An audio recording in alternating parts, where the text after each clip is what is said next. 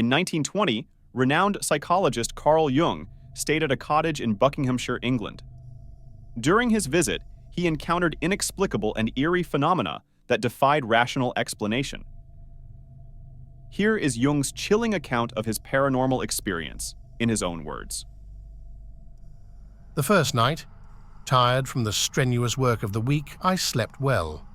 We spent the next day walking and talking. That evening, feeling rather tired, I went to bed at 11 o'clock, but did not get beyond the point of drowsing. I fell into a kind of torpor, which was unpleasant because I felt I was unable to move. The air had become stuffy, and there was an indefinable, nasty smell in the room. I thought I had forgotten to open the windows. Finally, driven to light a candle, I saw both windows were open and a night wind blew softly through the room, filling it with the flowery scents of high summer. There was no trace of the bad smell. I remained half awake in my peculiar condition until I glimpsed the first pale light of dawn through the east window. At this moment, the torpor dropped away from me like magic, and I fell into a deep sleep from which I awoke only towards 9 o'clock. On Sunday evening, I mentioned to Dr. X that I had slept badly the night before. He recommended I drink a bottle of beer, which I did. But when I went to bed, the same thing happened. I could not get beyond the point of drowsing. Both windows were open. The air was fresh to begin with, but after about half an hour, it seemed to turn bad. It became stale and fuggy, and finally, somehow, repulsive. It was hard to identify the smell, despite my efforts. The only thing that came into my head was that there was something sickly about it. I pursued this clue through all the memories of smells from 8 years of work at a psychiatric clinic. Suddenly, I hit on the memory of an old woman suffering from an open carcinoma. This was unmistakably the same sickly smell I had noticed in her room.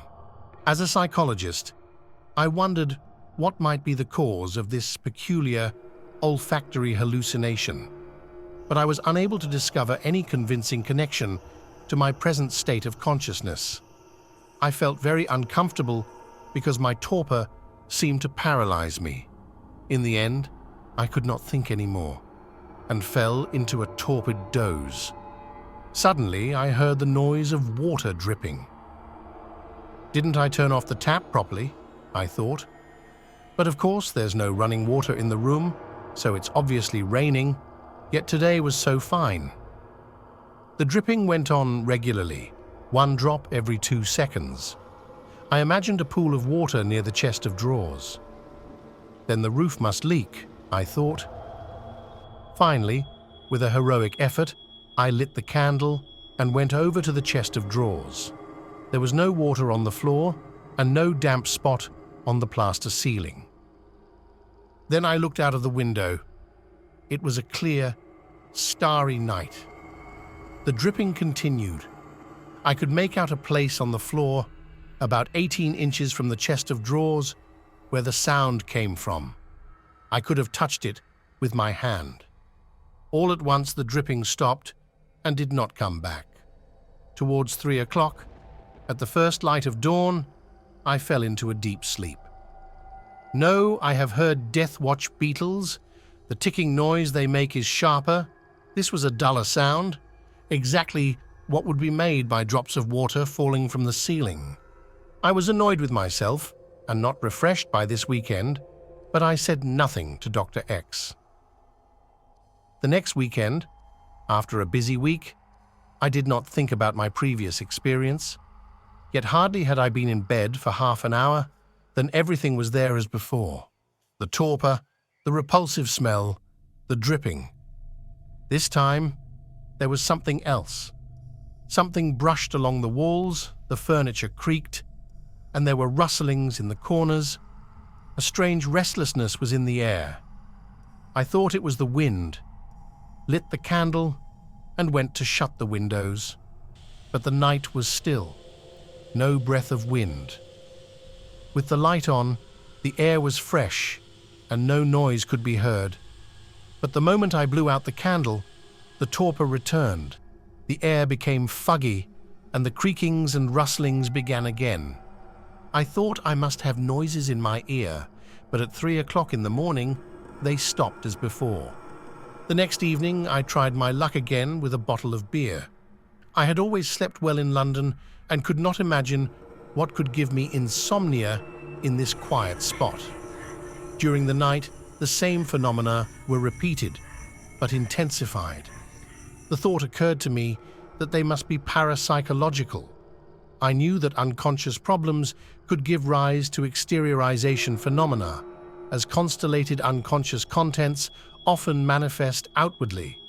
But I knew the problems of the present occupants and could discover nothing that would account for the exteriorizations. The next day, I asked the others how they had slept. They all said, wonderfully. The third night was worse. There were loud knocking noises, and I had the impression an animal, about the size of a dog, was rushing around the room in a panic. As usual, the hubbub stopped with the first light in the east. The phenomena grew more intense the following weekend. The rustling became a fearful racket, like the roaring of a storm. Knocking sounds came from outside, as though somebody were banging on the brick walls with a muffled hammer. Several times, I assured myself there was no storm, and nobody was banging on the walls from outside. The next weekend, I cautiously suggested to my host that the house might be haunted, explaining the low rent. Naturally, he laughed at me, though he was as much at a loss as I was about my insomnia. It had also struck me how quickly the two girls, whom Dr. X had engaged as housekeepers, cleared away after dinner and always left the house long before sundown. By 8 o'clock, no girl was to be seen. I jokingly remarked to the girl who did the cooking that she must be afraid of us if she had herself fetched every evening by her friend and was then in such a hurry to get home. She laughed and said that she wasn't at all afraid of the gentleman, but that nothing would induce her to stay a moment in this house alone, and certainly not after sunset. "What's the matter with it?" I asked. "Why, it's haunted, didn't you know? That's the reason why it was going so cheap. Nobody's ever stuck it here." It had been like that as long as she could remember, but I could get nothing out of her about the origin of the rumor. Her friend emphatically confirmed everything she had said. As a guest, I couldn't make further inquiries in the village. My host was skeptical, but willing to give the house a thorough look. We found nothing remarkable until the attic. There, between the two wings of the house, we discovered a dividing wall with a comparatively new door, about half an inch thick, with a heavy lock and two huge bolts, shutting off our wing from the unoccupied part. The girls did not know of this door. It puzzled us because the two wings communicated on the ground and first floors. There were no rooms in the attic to be shut off, and no signs of use. The door's purpose seemed inexplicable. The fifth weekend was so unbearable that I asked my host for another room. It was a beautiful moonlit night, with no wind. In the room, there were rustlings, creakings, and blows on the walls. I felt something near me and opened my eyes. Beside me on the pillow, I saw the head of an old woman with one wide open eye. The left half of her face was missing below the eye. The sight was so sudden that I leapt out of bed, lit the candle, and spent the rest of the night in an armchair. The next day, I moved into the adjoining room, where I slept splendidly and was no longer disturbed. I told my host I was convinced the house was haunted, but he dismissed this with smiling skepticism. His attitude annoyed me somewhat, as I had to admit my health had suffered. I felt unnaturally fatigued. I challenged Dr. X to try sleeping in the haunted room himself. He agreed and promised to send me an honest report of his observations. He would go alone and spend the weekend there to give me a fair chance. Next morning, I left. 10 days later, I had a letter from Dr. X. He had spent the weekend alone in the cottage. In the evening it was very quiet, and he thought it was not absolutely necessary to go up to the first floor. The ghost, after all, could manifest itself anywhere in the house if there was one. So he set up his camp bed in the conservatory, and as the cottage really was rather lonely, he took a loaded shotgun to bed with him. Everything was deathly still. He did not feel altogether at ease, but nevertheless almost succeeded in falling asleep after a time. Suddenly it seemed to him that he heard footsteps in the corridor. He immediately struck a light and flung open the door, but there was nothing to be seen. He went back grumpily to bed, thinking I had been a fool. It wasn't long before he again heard footsteps and discovered the door lacked a key. He rammed a chair against the door and returned to bed. Soon afterwards, he heard footsteps stop just in front of the door. The chair creaked as if somebody was pushing against it. He then set up his bed in the garden and slept well. The next night, he again put his bed in the garden, but at 1 o'clock, it started to rain. He shoved the head of the bed under the eaves of the conservatory and covered the foot with a waterproof blanket, sleeping peacefully. But nothing would induce him to sleep again in the conservatory. He had now given up the cottage. Later, I heard from Dr. X that the owner had the cottage pulled down, as it was unsaleable and scared away all tenants. Unfortunately, I no longer have the original report, but its contents are indelibly stamped on my mind.